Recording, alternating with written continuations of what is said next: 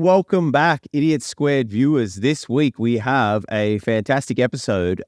This episode will be titled Ways to Think, and essentially it is an exploration into the different ways that us as human observers can think about things.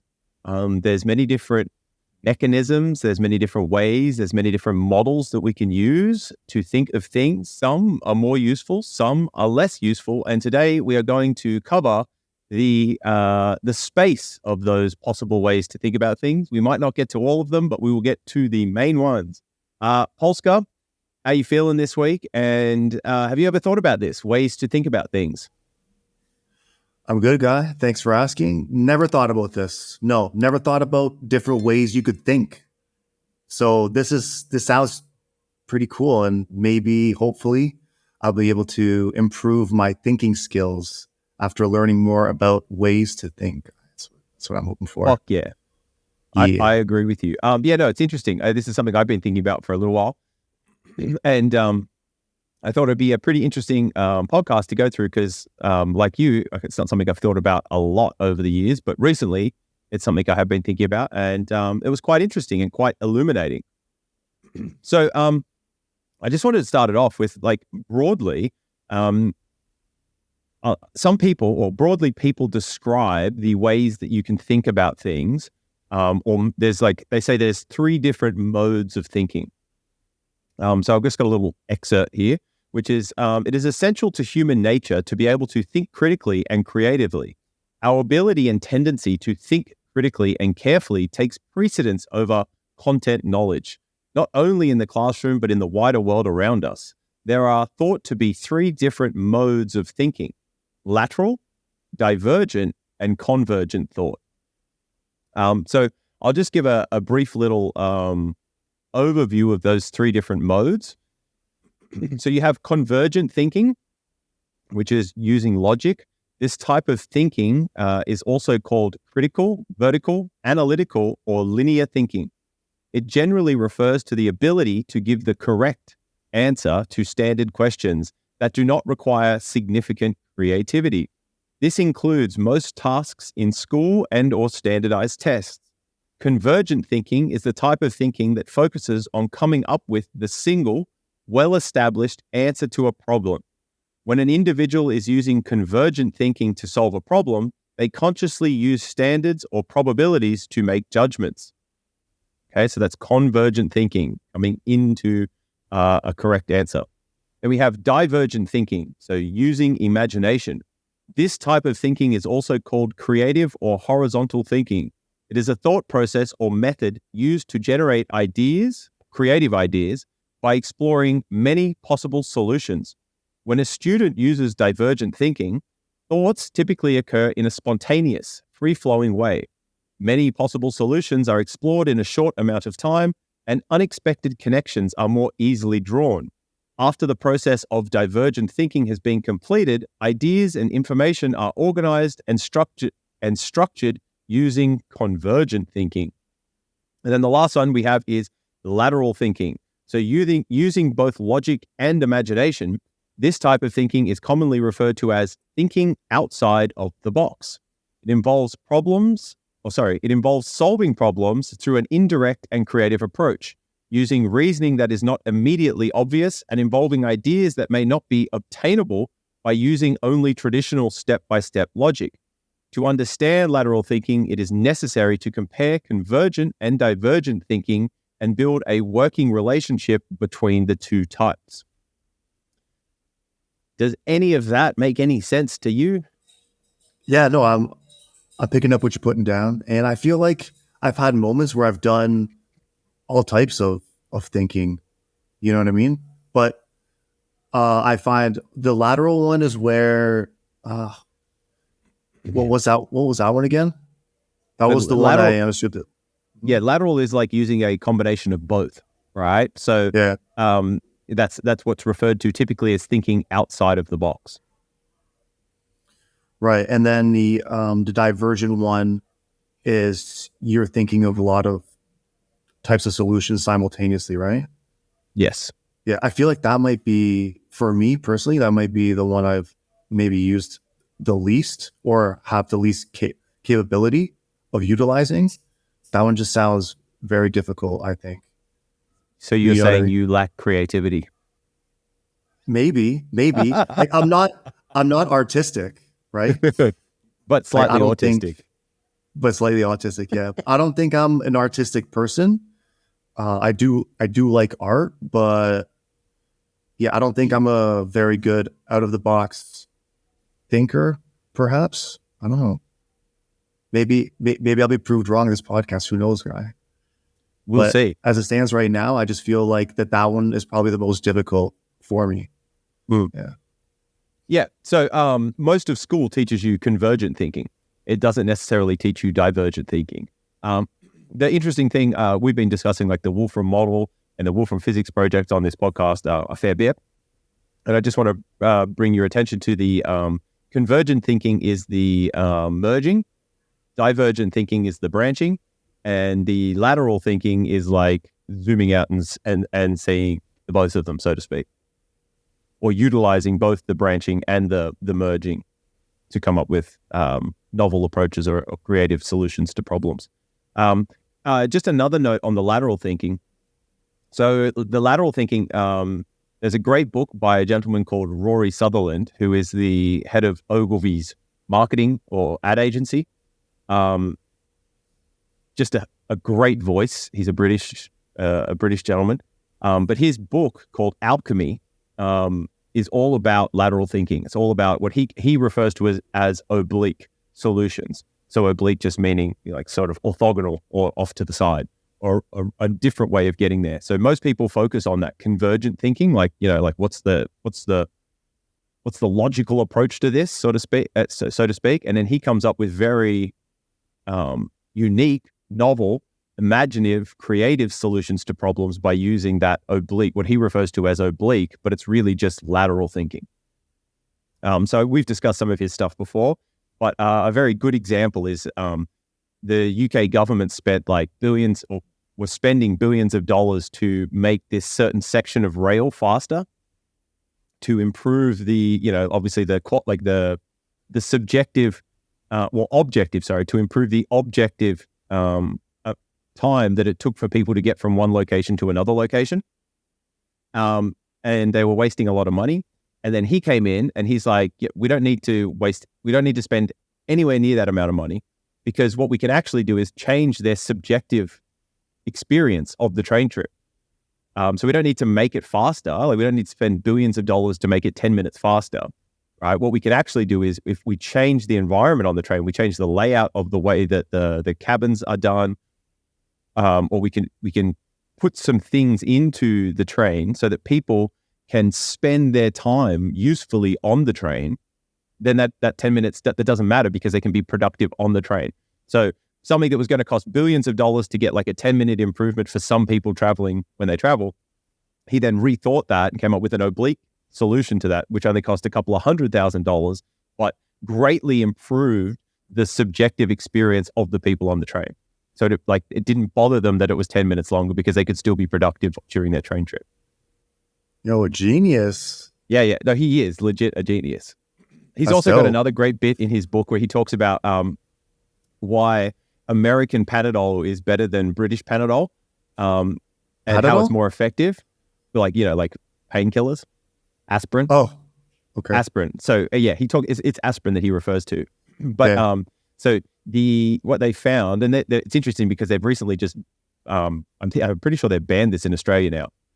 But many companies that sell like pain medicine or pain medication, you know, like your aspirins or your Panadols or your Nurofen, on the label they'll say Nurofen for period pain, or Nurofen for joint pain, or Nurofen for back pain. And they recently got sued in Australia because it's not Nurofen for period pain, it's not Nurofen for back pain, it's not any of those things. It's the same Nurofen. All they've done is just say that it was for back pain or say that it was for period pain, and they've been sued saying that it's false advertising or it's misleading advertising. But if you actually measure when it says for period pain, if you're a woman and you read that, you subjectively feel that it alleviates your period pain more than the same pain medication, the same ingredients that doesn't say it. And Yeah. so he has this whole bit in the book where he talks about how American aspirin, he loads up on aspirin when he goes to America, or Panadol when he goes to America, because it's more expensive and it comes in these little red tablets. And he subjectively feels like it reduces the pain better than the cheap stuff. Really? Right? So like, yeah. And it's because we create our own reality, right? Right. But where did he get that from? I don't get it. Like, what was this? Was there something on the label that indicated that it was maybe extra strength or It's something? the fact that they're red. It's just like they're more special. And they're more expensive. So the fact that they're more special, like they're red, which makes them more special to him, and they're more expensive, Right. More expensive. changes his Okay. subjective experience of that, like of its effectiveness. Wow. Okay. Hilarious. So the reason I mentioned that was, one, because of the oblique thinking, that lateral thinking that he employs to solve problems, which has been very successful. But then also on top of that, it's ways to think about things. So people think that because something says something, it's actually doing the thing. And if you believe that, chances are you'll experience that benefit. God, placebo works, man. Legit, like 51% of the time. It's 51% effective. Like it's crazy. Anyway, so I thought that was very interesting about that. But what you can see in society and with schools, like we discussed this genius thing in a previous pod, but they typically go for this convergent thinking, right? They typically teach that convergent thinking, and divergent or lateral thinking is not often as rewarded. But we can also see that lateral thinking is more akin to the divergent and lateral thinking are more associated with the genius, right? The creative solutions. The lateral? The divergent and the lateral thinking. Right. Yeah. And schooling or the education system is much more to do with convergent thinking, essentially using logic. And we know from like Gödel's incompleteness theorem and a whole bunch of these other things that logic can only get you so far. Kind of want my divergent thinking skills. Yeah, absolutely. Foster it. So you can do many activities and many things to practice this, which we can go over a little bit later in the pod. But broadly, I've just got like a couple of, different types or different ways to think and how we can sort of classify them just beyond those three modes. We'll link it back to those three modes a bit later in the pod, but we can just go over that. So the concept I've been thinking about and wanting to call is like ways to think, or WTT. It's about the different ways to think about things, and it's motivated by the different models that we, as observers, can use to simulate/generate models of things that we observe to happen. So the concept ways to think gives us a broad lens through which we can explore cognition, problem solving, and human understanding. At a high level, here's an overview of different approaches to thinking and reasoning. So there'll be some overlap between these. And then later on, we'll go through and classify them, whether or not they're sort of convergent, divergent, or that lateral. So we have analytical thinking. So with analytical thinking, you break a problem down into its constituent parts and analyze each one. It's like looking at the gears in a clock to see how they all fit together. Then you have systems thinking. So this approach focuses on understanding how individual components interact within the whole. Rather than just looking at the parts, you're examining how they coalesce to form a functioning system. And we have abstract thinking. So this involves conceptualizing things that are not present or tangible. It's the ability to see patterns and make connections across disciplines, time, and concepts. We then have critical thinking. Critical thinking is a form of thinking that emphasizes objectivity and the consideration of multiple perspectives. It involves evaluating the validity and significance of information or arguments, which is also crucial for the scientific method. Empathetic or emotional thinking. This involves understanding and sharing the feelings of others. It's the driving force behind emotional intelligence and often guides ethical or moral reasoning.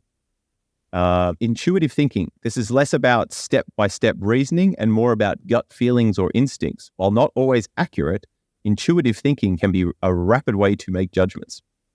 Creative thinking. This is the ability to think outside the box and come up with novel solutions or ideas. It often involves combining elements from different domains. So then you have logical or mathematical thinking. This is rule-based reasoning, often numerical or based on formal logic. It's the kind of structured, step-by-step reasoning you'd use to prove a mathematical theorem. You have visual or spatial thinking. This involves thinking in terms of physical spaces or images. Architects or designers often engage in spatial thinking when they imagine the structures they are creating. And an interesting side note, I have heard I've heard a few very successful and influential and impactful computer chip designers who also think in a visual and spatial way. So they spend a lot of time in a sort of meditative state where they try and get rid of everything, and then in their mind they will try and build the computer chip piece by piece in their mind. And when they can sort of get all of that to work together, that's when they can then create that in reality, which I found to be very interesting. And there is also another interesting thing about this, being able to visualize things, like using your visual apparatus, right? And that ability to create landscapes or spaces that you can navigate. Is that Joe Dispenza? Have you ever heard of him? He's like Joe Dispenza. He's a bit of a mythical kind of guy. Idea what that is. You would. I think if I say some things, it'll trigger it. So Joe Dispenza does a bit of like, metaphysical kind of higher cognition based stuff. But he broke his back and he was told he'd never walk again. And he wasn't happy with that sort of outcome. And so he spent like 6 or 9 months or even a year trying to visualize his injury, trying to visualize what was wrong, but then trying to visually reconstruct a healthy version of his spine, right? Like a fixed version. Like he was trying to visualize the spine being healed, being fixed. And it took him something like, 9 months or over a year to do it. Like he would practice a certain amount of time each day and he'd get a little piece and then another piece. And by the time that he could visualize it, he could fully represent that in his own mind. He felt like this click, and then he could walk again. And apparently he healed his broken back just through visualization. There's a few stories that I've heard that are very similar to that. When I was in uni, one of my buddies, he was dating this girl, and her dad played in the NHL. And I can't remember what team he played for, but it was it might have been in Florida. So I don't know if it was Tampa or the Panthers. I can't remember exactly, but he had this accident where he went head first into the boards, and he had this compression fracture in his neck, right? So he was paralyzed from the neck down, and he made a full recovery. And it's the exact same story. He wrote a book, and in the book, it talks about that, how he was visualizing his spine and visualizing him moving his toes. And so that's how he would start, right? He would visualize him being able to move his toe, and you'd visualize like healing his spine. And little by little, he went from wiggling his toe to moving his foot to moving his leg to fully walking and fully functioning again. It's crazy story. Fucking and love that shit. Yeah. And there was another guy, he's from, I'm actually friends with him now. Like anyway, so my wife's friend at the gym, he connected us with this guy named Alexis Vieira, and Alexis Vieira is from Uruguay, and he played soccer in Cali.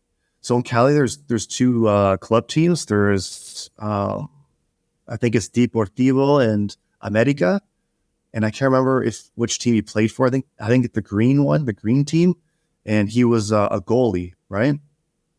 So one day, I think this was like maybe like 10, 15 years ago, he went to the ATM and he pulled out some money, and I guess unaware, some kid was watching him, pull out that money, and he followed him home. And as soon as Vieira got out of his car, Buddy shot him. couple of times, and one of the bullets went like into his spine, right? So he became paralyzed, and the doctor said that he'll never walk again. And he was like, well, like, is there any chance I'll walk again? They're like, well, we're like 99.9% sure that you'll never walk again. And he's like, so there's 0.1% chance I can recover. And they're like, yeah. And he said that that's all he needed. Yeah. And he made a full recovery, but he's walking. Like, it's crazy. And the reason why we met him is because he needed a dietitian, and his buddy referred him to my wife. So, and then we got to know him, and we became friends over the years.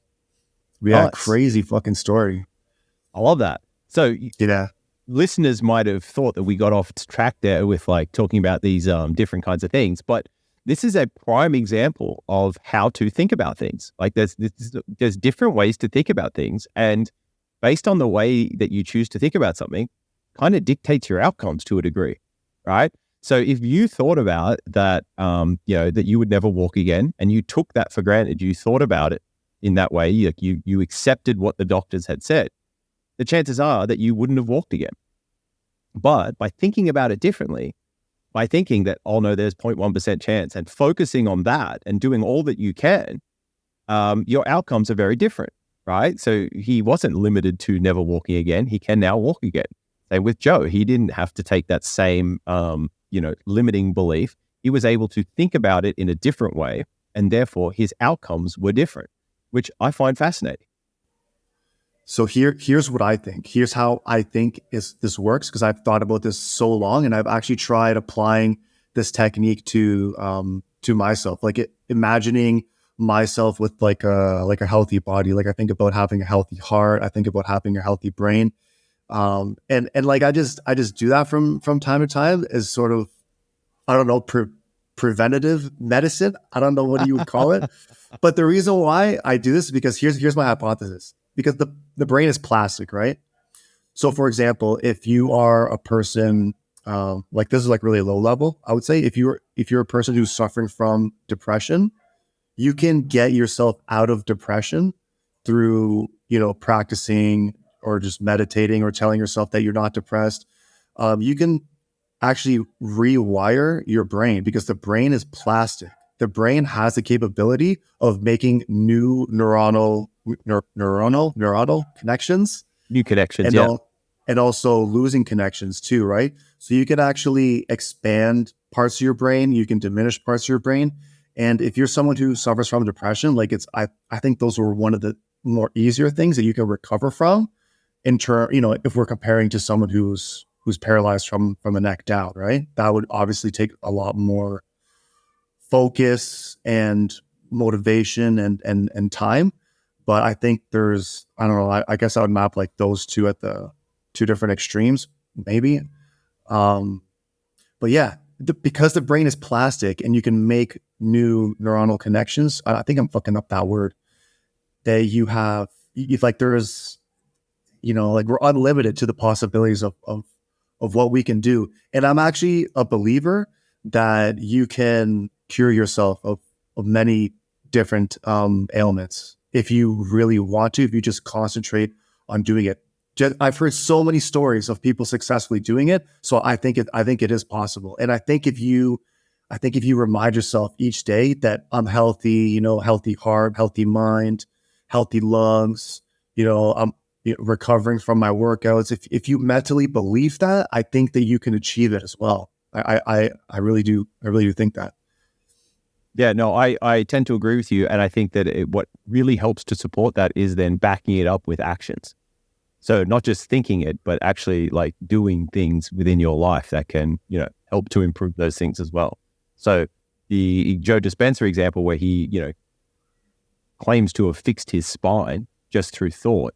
I think that would also have been coupled with the fact that he was in a great environment. He was, nourishing his body, providing it with the ingredients or the building blocks that it needed to repair those structures, and then allocating the thought and the time and energy to like focusing on being able to visualize and see his spine heal, is like a sort of meta way of programming your cells to do the work.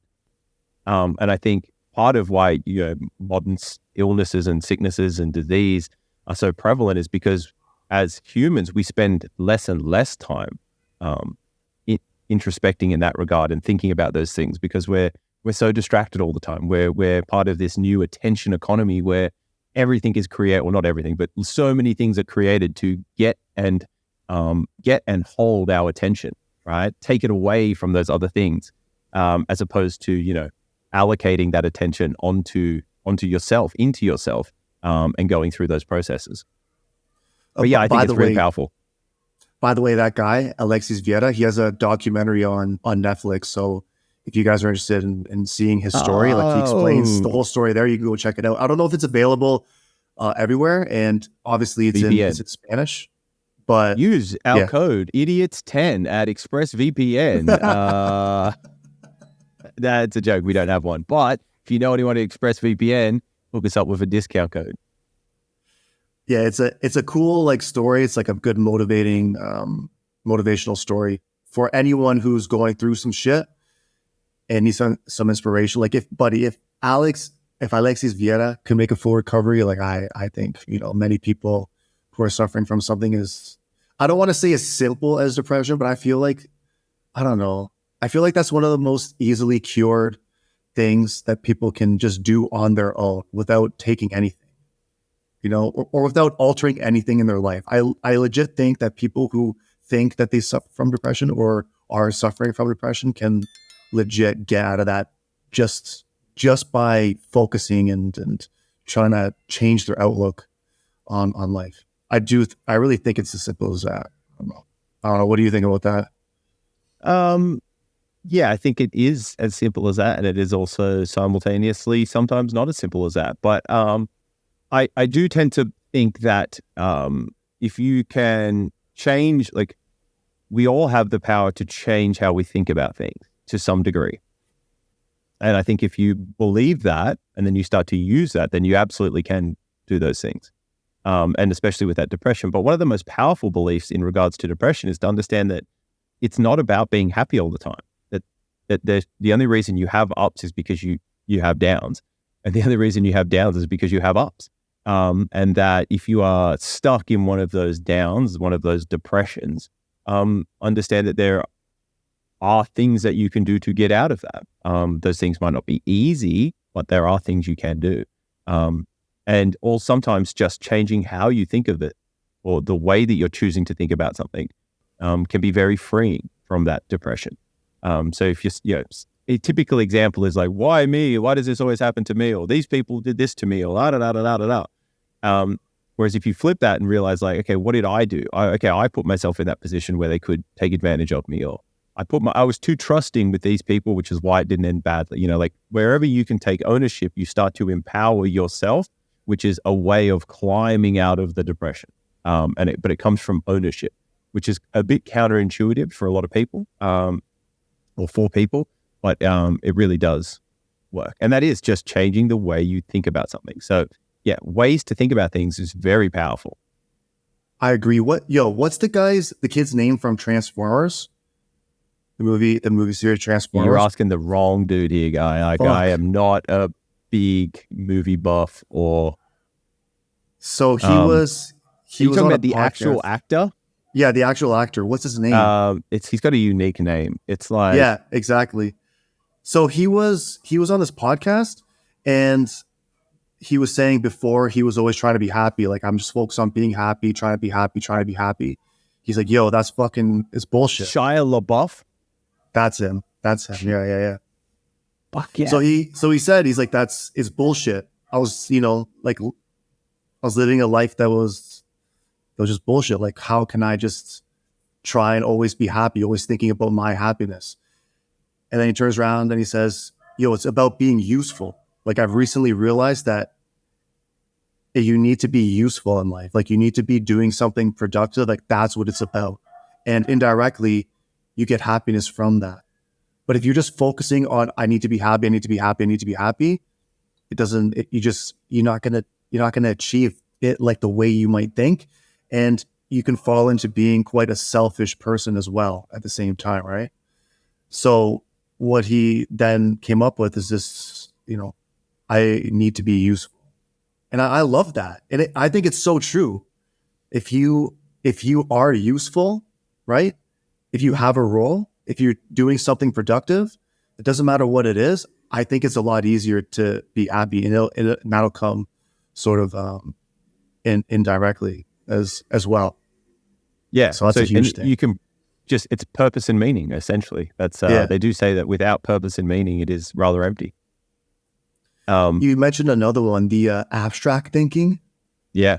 You know that they use that for, I don't know if it's for the MCAT exam, but there's another exam. So the MCAT exam is like an entry exam for medical school in Canada. And then UK has a BCAT, I think it's called. It's the same thing, but just the British version. Yep. And for the BCAT, they have like abstract thinking questions. So they'll show you like a pattern. Okay. And then underneath, they'll give you like a multiple choice. They'll give you 4, different versions of a pattern that should come like that they should be following like this pattern. Like they'll just show you shapes or like squiggly lines or just some sort of like artistic pattern. And then you have to choose which pattern follows the pattern in the question. And there's no real way to sort of study for that. You just have to look at it and in the moment sort of decipher which one you think is closely associated in some sort of way with this other pattern. So it's a very interesting way of testing people to see who has this sort of abstract thinking skill. Abstractions are fascinating, and abstract thinking is fascinating. Yeah, it is. It's really fucking It is cool. a superpower. The fact that we can do abstractions, the fact that we can look at one thing and then abstract that into a general pattern or a general way that a system works or a process, and then apply that to something completely different is just insane and also a massive superpower. But yes, we need to do an entire podcast on abstraction. But I'm gonna send you that one right now, guy. Definitely do that, because that's a good one. That is, it's incredibly powerful, and it ties back into all of these things as well. But we shall press forward into the next section. So I have a few more. There are a few more, ways to think that we could just broadly classify as so we have dialectical thinking, which involves considering and synthesizing opposing views or contradictions. It's often used in philosophy and debate to arrive at a more nuanced understanding. I love the dialectical approach. Heuristic thinking. So here you can use practical methods or various rules of thumb that may not be optimal or perfect, but that achieve the desired outcome with sufficient accuracy. Heuristic thinking is also very powerful. So Socratic thinking is another one, which involves asking and answering questions to simulate or stimulate critical thinking and illuminate ideas. It's a form of cooperative, argumentative dialogue. Moral or ethical thinking. This is reasoning based on principles of right and wrong. It often involves a complex web of considerations, including societal norms, individual beliefs, and the potential consequences of actions. And moral and ethical thinking is a very, very tangled web of things. Complex web of considerations. I feel like culture there are many landmines, religions and influence, sex and influence. Right. Yeah, there's so many factors involved in that. Yeah, that's true. And your perspective, where you're considering it from, can be right for you but wrong for others. It can be wrong for them but right for you, or all of those different things. It's a minefield essentially. So then we have just a couple more. So associative thinking. This involves connecting seemingly unrelated facts or ideas to come up with a new perspective or solution. It's often the basis for metaphor and analogy. So huge fan of the associative. Yep, me too. I like that one. I feel like I use that one a lot, actually. The associative. Yeah. I feel like I'm in that headspace a lot, actually. So it's so efficient because you can take all of, say you know a lot about a certain area, right? And you can take all of what you know in that one area and you can sort of bootstrap that knowledge across to another area if you can find an analogy between the two. And what it sort of means is you don't need to then go through that new area and learn all of those things, because you can use that associative or that analogy between the two. Now, the most important thing to remember with associative thinking is that analogies are never perfect, right? And it's not the full story, but you can use it to loosely approximate, so to speak, or generally approximate it. But yes, so powerful. I love that. I use it in explanations all the time. So in talking to somebody, if I'm trying to explain a concept that they're not familiar with, or an idea or anything that they're not familiar with, I'll find out something that they are interested in or that they do have knowledge about, and then try and find an analogy between those two things. And if you can do that, you can bridge a lot of knowledge, and you can reduce the time it takes to understand things. Do you think speaking English better equips us for being able to have that sort of dialogue? Because I feel like when people speak English, you have to read in between the lines a lot. I feel like the English language or the way that we use it isn't super, super direct. And there's a lot of contextual thinking and reading in between the lines. That what I've noticed when you compare it to other languages and the way that other cultures speak, I feel like English is sort of, because that's even mad interesting. Yeah, because even between friends, we'll it's hard to say, because slang has a meaning that everyone's already aware of. So that's not a very good example. But I do some degree, feel, no, because you have context specific language, right? With different groups of friends, they'll use a term to mean something in a certain way, whereas a different group of people will mean it in a slightly different way. Yeah. And I think people who speak English just sort of become equipped with that ability to really decipher and really have an ability to read between the lines. I'm trying to think of like a good example of when this occurs. I feel like the emotional intelligence amongst English speakers is also really high, and that might be due to maybe more of a cultural thing, because English speakers or people from English speaking countries are usually a lot more open to speaking about their emotions, especially like in Western countries, right? Because we've been taught, like, especially it's been put on men a lot to sort of speak more about their emotions and be more emotional. And I think that that can sometimes not be. I feel like that's being more emotional may not be the answer, but understanding emotions better, like reading Lisa Feldman Barrett's book on how emotions are made. I think that's a fucking gangster thing to do. But just being more emotional, I don't think is necessarily helpful. It's interesting you say that you think that is the case in Western society. I think there's definitely been more of a push, but I still think that it's probably underdone. Like, I still don't think that people necessarily have ways to think about emotions that are as useful. I feel like they're often used to justify and blame a lot of stuff, or, you know what I mean? Explain away things. Well, it's gone away from us. Like, it was getting to a good point, I feel, but now it's gone too far. Like, everything in the Western culture is getting out of control now. So I think we just superseded that limit a while ago.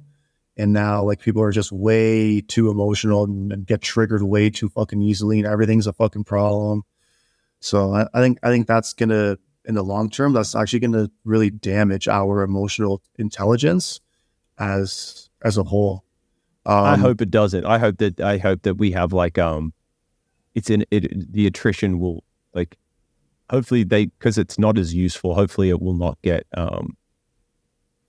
It won't be passed forward. I hope that a greater emotional intelligence, like a greater awareness of what emotions are and why they have been useful, but why they can also not be as useful, and how they can, sort of take control of somebody. I hope that is the thing that persists. I hope that we continue to develop our understanding. But so you were saying that in the West, you think we have a little bit higher emotional intelligence, maybe, and that could be due to our language. I think it has something to do with language, because Okay, how many times, Rubes, have you been speaking with somebody? Could be from your family or could be from the gym, your friends. And without them saying too much, you understood that. Like you understood what they were trying to tell you or how they felt about something, or they were trying to say something to you and you already understood what they wanted to tell you. You know, how many, like I've had so many of those experiences and like I'm sure you have as well, right? Am I right? Or Well, yeah, I would like to think I have for sure. I definitely would like to and think I have. But you're saying yeah, that doesn't happen as much in other languages, you don't think? You don't think that in other cultures from and languages? from my observation, less. From my Okay. personal observation, less. Yeah, I would say, and I find English speakers very, very like good at doing that. Oh man, I wish I could think of like something more specific, but it's just basically reading in between the lines. And here, I think this is where it might stem from because we like to joke around a lot, right? Like we like to rip on each other, and that's like a Western culture thing where we just like we sort of like micro bully each other in a way. Banter. Yeah, banter, exactly, banter, and I think it stems from that. I think that because you in like a group setting, you always have to like be thinking about a comeback to say or a joke to say, or you know, you make an observational comment about something that you see your friend doing or wearing or some shit, and that constant banter sort of opens a gateway into that sort of ability to read in between the lines. I think. Yeah, I think that definitely could be playing a role. You did make an interesting point before about the impreciseness or the imperfectness of English. Like English is often said to be a hard language to learn. Like there's just as a funny example, there's like I think he's Spanish comedian, and he does a joke about like how ridiculous English is to learn, and he spent like so long trying to learn English, and then now with the pronouns, it's made it really hard. And he's like, Yeah. he invites some friends over for dinner or something, and he's like, "Oh, I'm going to bring them." Like, so he asks a friend to, you know, like, it's like, "Oh, I'm going to have some dinner," and he goes, "Oh, awesome." The friend's like, "Okay, great. I'll invite my other friend." And he's like, "Oh, how many of them?" And he's like, "Oh, just one." And then something, okay, and then he goes, I'll bring them." And he's like, "Oh, so how many will there be?" And he's like, "Just one." Like, gets confused. And he's like, "Yeah, no worries. I'll bring them with me." And he's like, "Oh, okay." So he prepared lots and lots of food, because he's thinking that like there's all these other people going to come, like the friend's going to bring them, right? And rocks up and it's only one other person. And then he's like makes a joke about, anyway, we should insert that joke here because I just butchered that so badly. But it's No, very but it's funny. true though.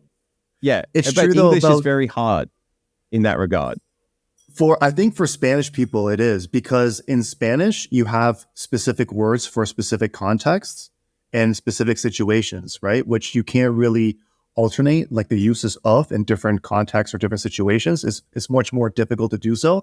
But in English, you can use so many words for so many different contexts and so many different situations. You can reuse words for like, you know, a whole slew of different contexts, which is done a lot less in Spanish. And that's Yeah, another example of why I think English speakers are better at reading in between the lines. So we don't have to say something super, super directly to our friend or our family member for them to understand what we're trying to say. We say something directly, indirectly. And English does yeah, that a lot.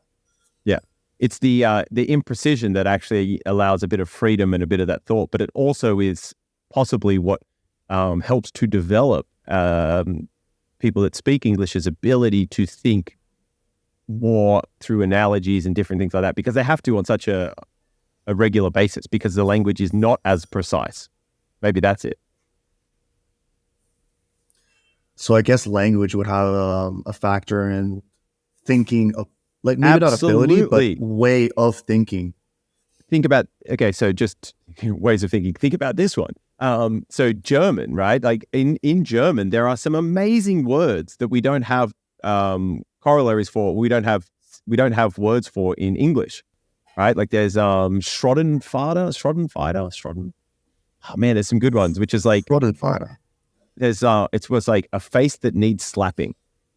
Well, I don't know that I can't remember if that's the exact one. Yeah. Well, we do sort of have that in English, right? We say, yo, I don't know what it is about this guy's face, but I just want to punch this fucking guy's face. You know what I mean? You ever hear someone say that? Like, yo, this but this they guy's have a specific word for that. That's what I'm right, getting right, at. right. You know what I mean? Yeah, Like yeah. it's obviously such a thing that they've sort of summarized it down into that. Yeah, we Damn should it. come up with a word for that. I bet you there's one on Urban Dictionary, actually. Urban Dictionary has covered almost everything, I think, by now. Actually,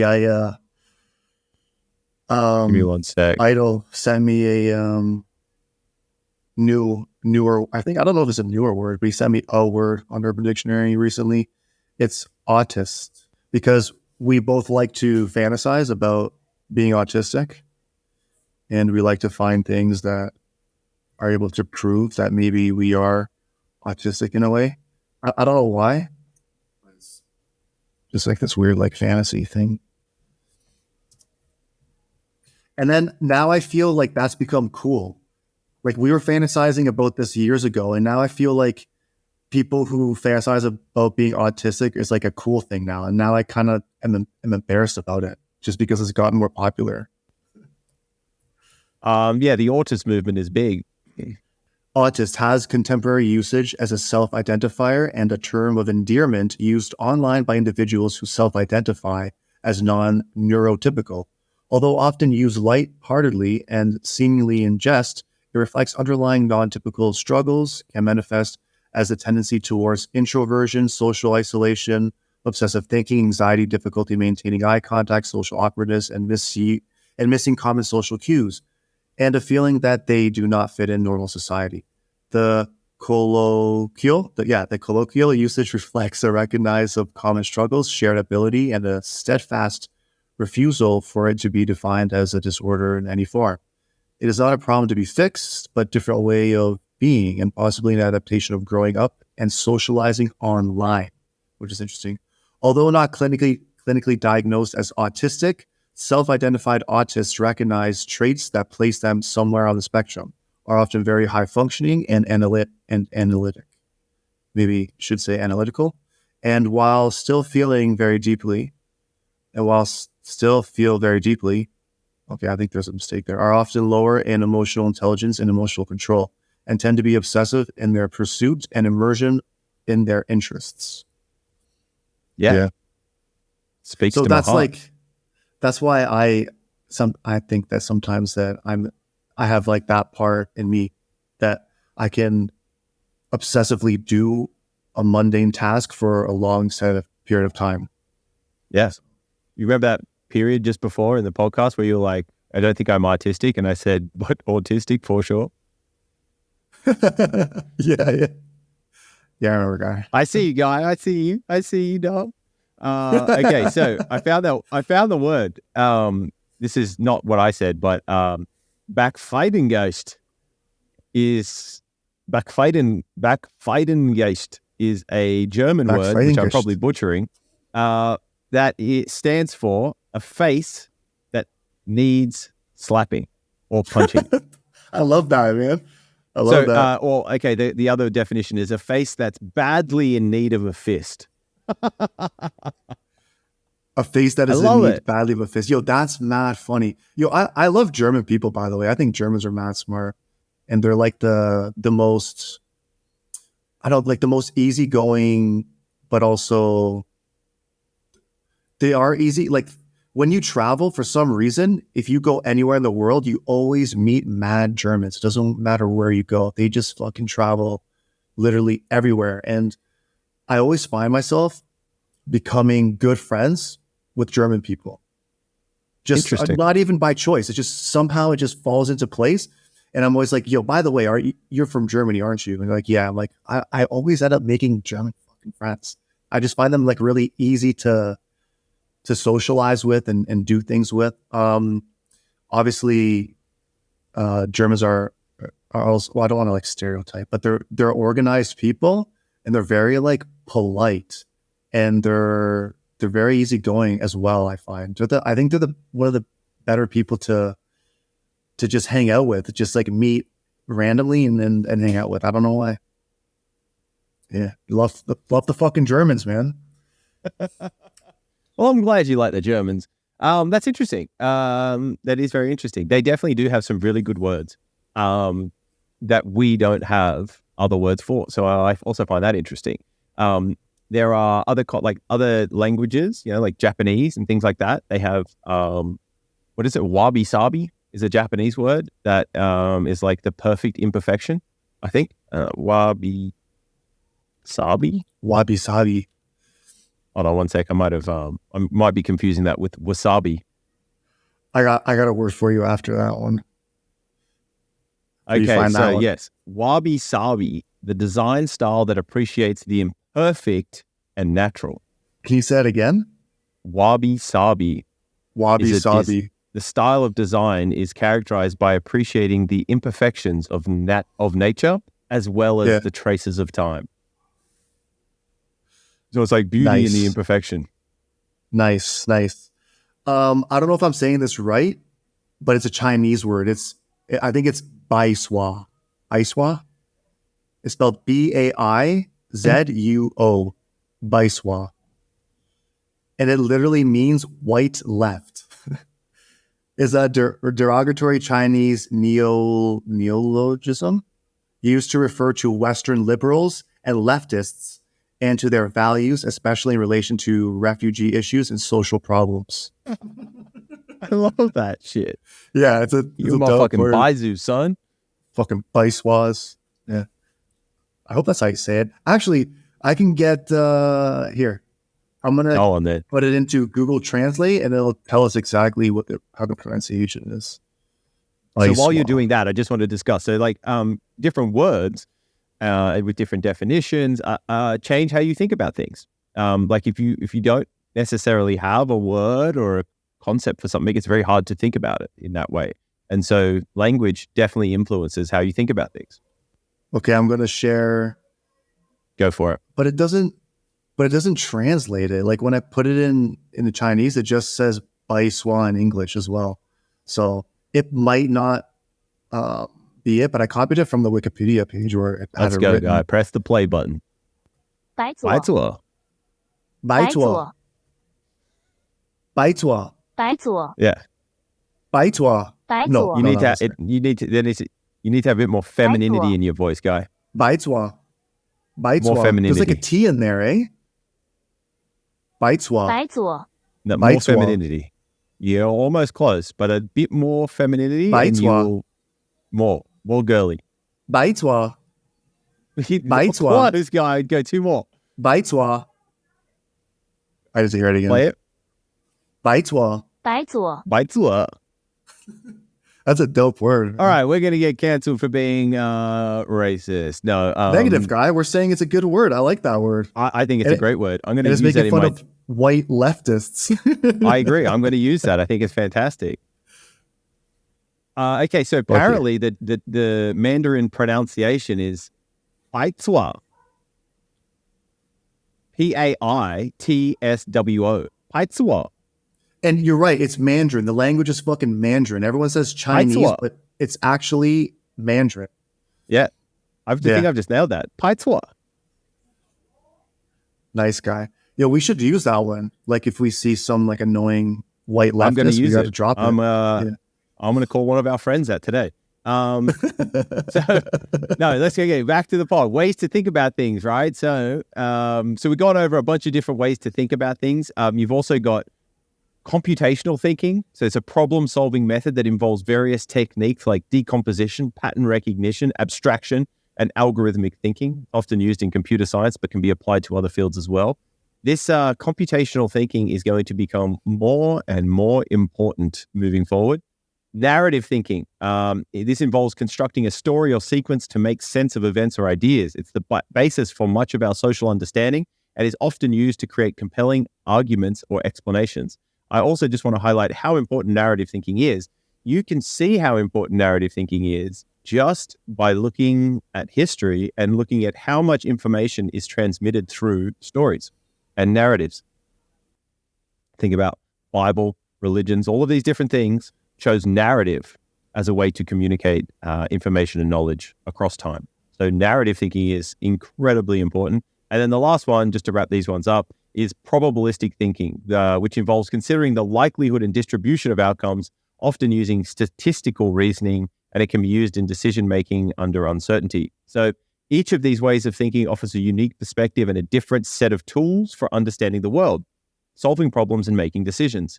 They are especially potent when combined or used in a complementary fashion. So when you start to compose lots of these different ways of thinking together, that's where you really unlock the power, in my opinion.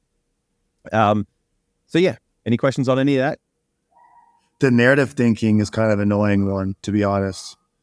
It's interesting, but I feel like that's exploited a lot.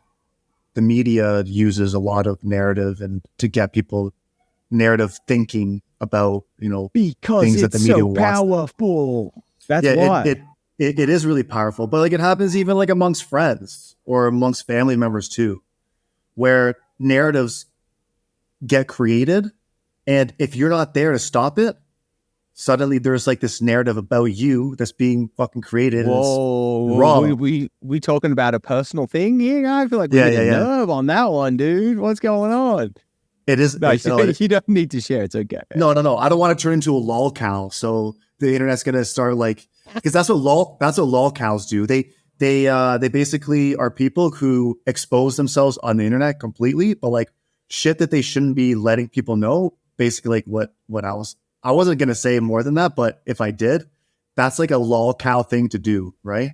To basically just share too much, and then people on the internet will just take that and they'll make fun of you about it, and then you become famous for the wrong things, and you get labeled as a lol cow, and then you can find yourself viewed on kiwi farms where they basically have huge discussion boards of these famous lol cows that are not really famous. What the fuck did you just say? Kiwi farms? Yeah, shout out kiwi farms. So our friend Idol, he's big on kiwi farms, and he shares many different stories about different lol cows that appear on there. And dude, it's so fucking insane because I'm really interested in people, the way the human mind works and like decisions people make. And I would say my favorite lol cow that Idol has ever shared with me is Russell Greer. If anyone listening to the podcast has ever heard of Russell Greer, you'll know what just a plethora of beautiful, hilarious shit that surrounds this dude. I want to say just a quick story about Russell Greer. I almost didn't want to say this part, but I guess I'll have to do the introduction like this. Okay. He suffers from a few different things. One of which is where he has this. I don't remember if the nerve wasn't formed correctly, but there's like this facial nerve that I don't know if it's missing or wasn't formed correctly during birth, but it doesn't allow him. Is Russell Greer a singer? No. Well, he does try and be a singer. He has songs that he's produced, but they're completely horrible. So maybe he. Okay. I can't remember what. So anyway, so part of his mouth doesn't work, and he's not able to move his eyes. It's very unfortunate, right? I don't know why I was saying this as part of his introduction, but many people feel bad for him. But then when you hear his story, you start to understand why people do make fun of them. So anyways, quick story. He was, I think he was in university or he was in college. He was studying, and what he wanted to do is he wanted to fuck this hooker, right? So he goes online and he finds, I think he might be a little bit autistic. He always has like this plight of finding love. This is like his whole thing, but he's doing it in like the most obscure way. So anyways, he goes on to this website. I think this place is called the Bunny Ranch. It's like in Nevada or some shit. I don't know.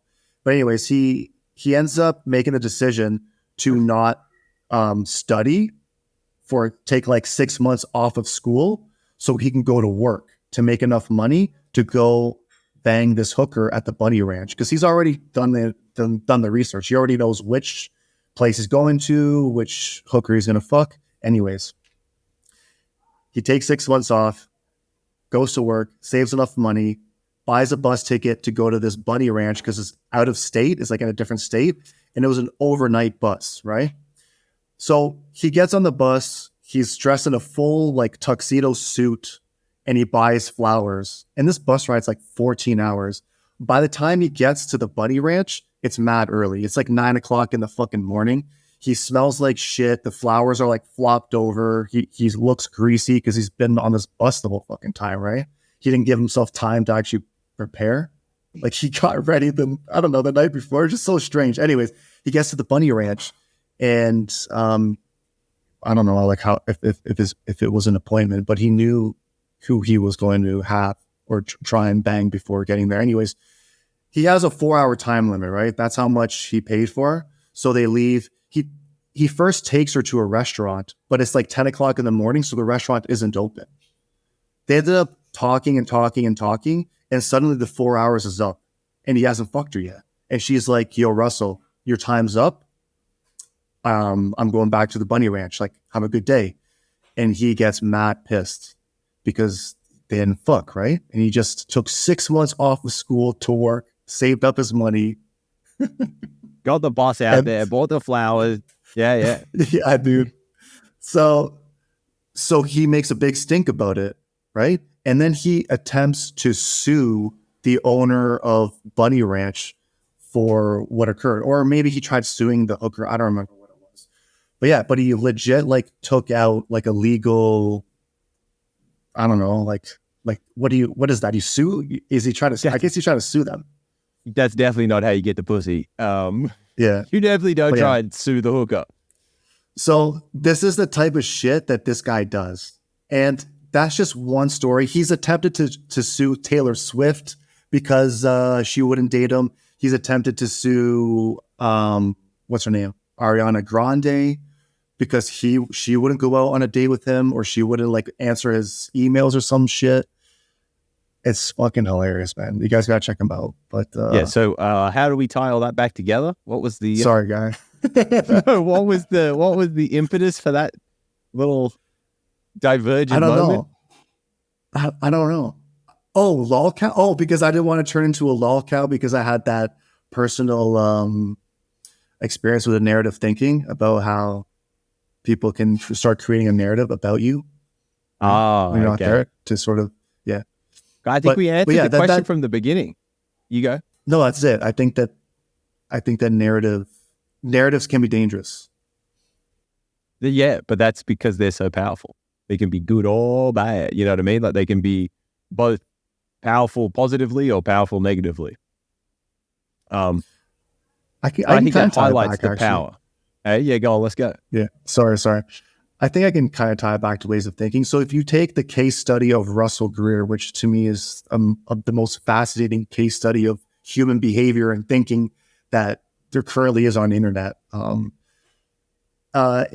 he has a very like illogical way of thinking. He gets one idea in his mind and he stops everything to achieve this one little thing, and it's sex.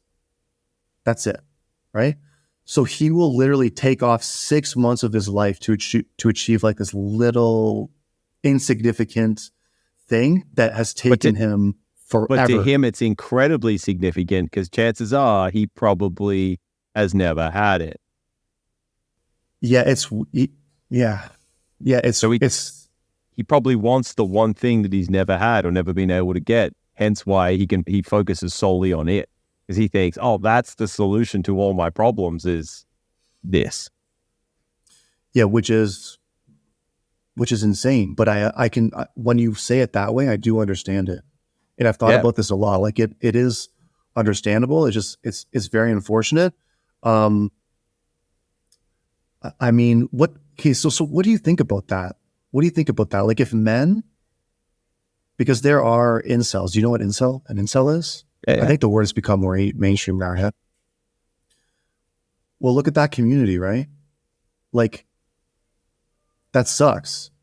And can men function if they've never had sex? Like, is it possible for men to actually function in a society, like producing if they've never had sex in their life? I think so. Yeah. They can function for sure. They can for sure produce and or contribute. Can a man thrive? I don't know. But I'm sure that there are some that probably can. Isn't it like a lot of like monks and things like that and priests apparently never have sex? So I don't know.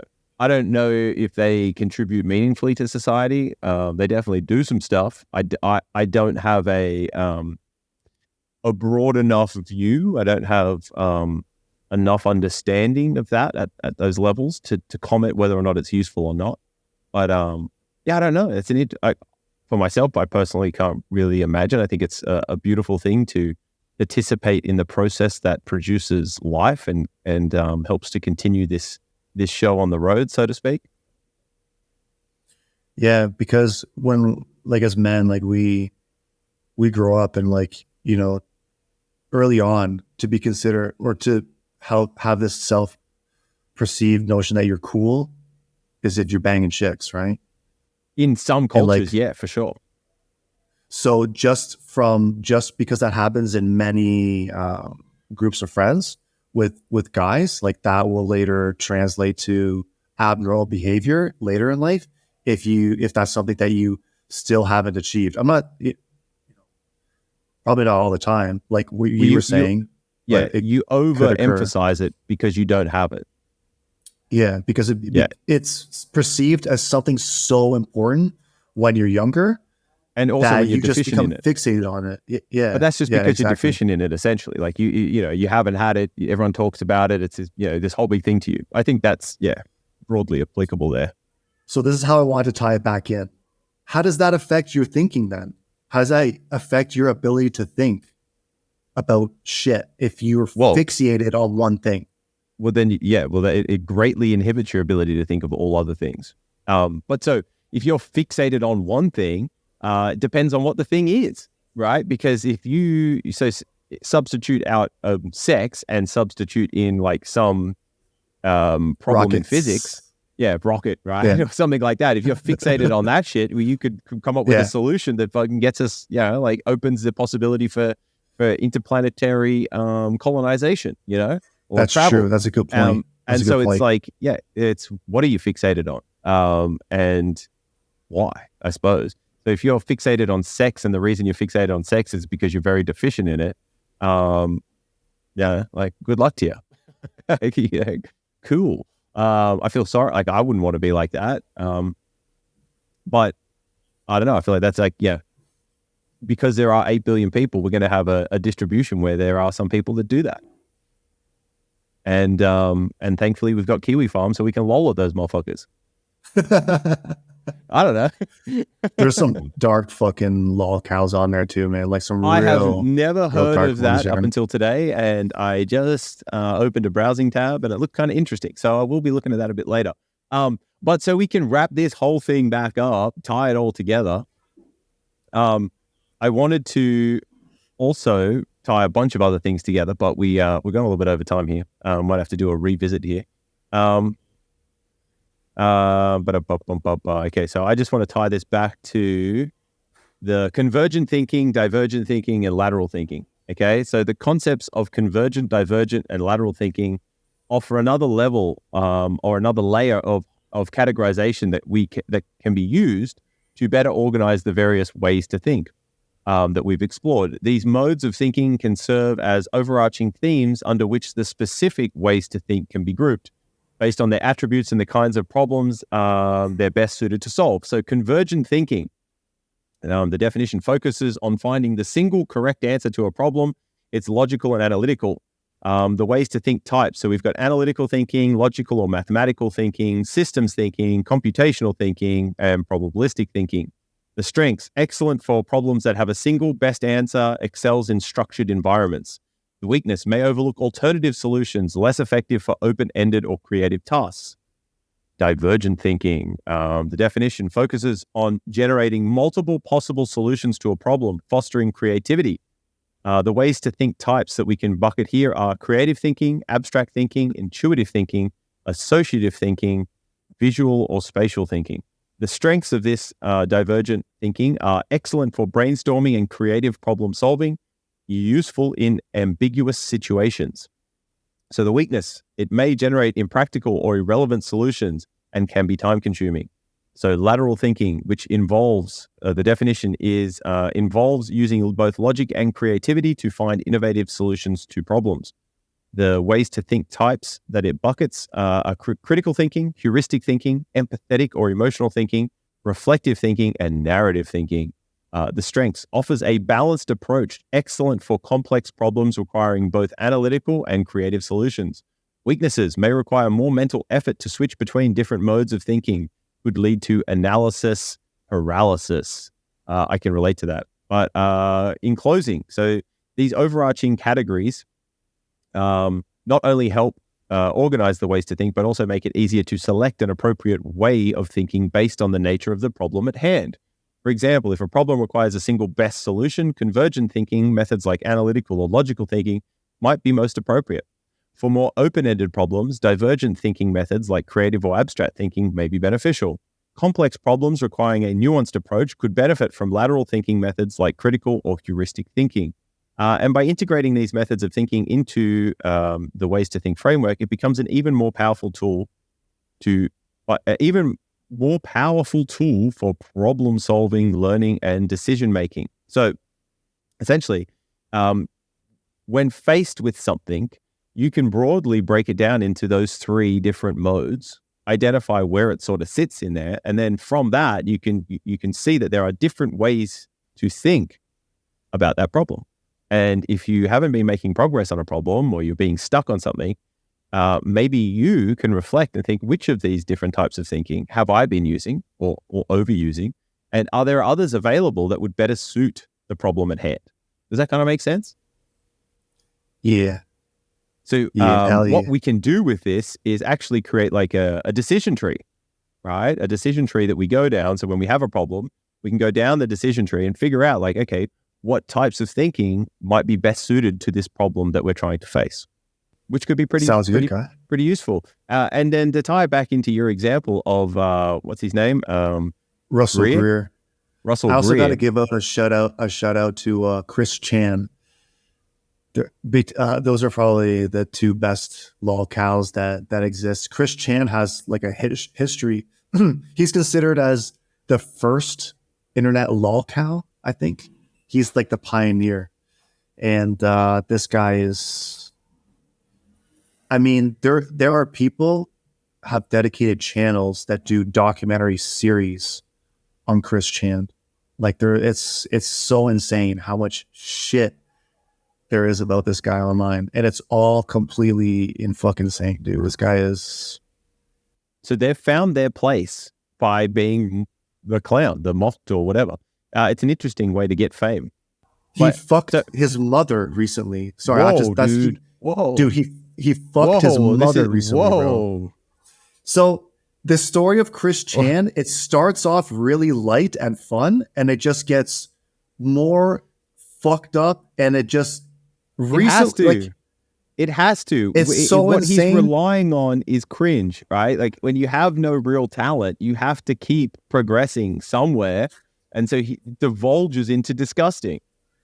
It's these internet. I think I don't know for certain, but it's internet trolls that I think convinced him to fuck his mom. Like what he's doing is playing to a crowd, and that's just he's picked the wrong crowd. Well, for him, maybe it's the right crowd because he's getting famous. But like, look at the cost that comes at. Anyway, what I want to tie this back to is these people clearly might not have the most valuable way of thinking about things. Okay. Yeah. So your buddy that decided he was going to, because he wants to have sex or find love or whatever, he's going to get this prostitute and go out there and buy her flowers, and she's going to fall in love with him and da da da da da da da. He's clearly not thinking about this in the most useful way. Like the way that he has chosen to think of this is possibly not the best way, and it is probably not as fruitful as other ways of thinking about it could be. So there's a prime example of how changing the way you think of something could change the outcomes that you get. So I would say that because he chooses to think about the things, or he has chosen to think about these things in the way that he has, is why he's getting all the outcomes that he's getting. Right? The same as your buddy that progressed to, doing some incest. Probably not the best way to think about something. Yeah, absolutely. Absolutely. So thanks for your interesting notes to this podcast, Polska. Yeah, no worries, guy. Yeah, thanks. Appreciate that. That was it was an interesting little sidetrack. But I think we definitely have answered the question, which is, so you can divergent think. I think you might be really good at divergent thinking, but maybe not in the circumstances that you want it or need it as much. But you did prove today that you can divergently think and bring up randomized shit that actually did tie back in. So congratulations. Thank you, sir. Thank you. But yeah, I think we'll call that a wrap. What do you reckon? Yeah, fuck yeah. Yeah, dude. Next week, abstraction. That's what I wrote. Abstraction or free will, one or the other. We'll make a decision during the week. Thank you everybody for listening, taking the time out of your day. For everyone that made it to the end, thank you very much. We greatly appreciate you. And have a lovely night, great day, good morning, whatever it is. Peace. Love you, bro. Love you, guy. Have a wonderful rest of time. Bye. Later, bro.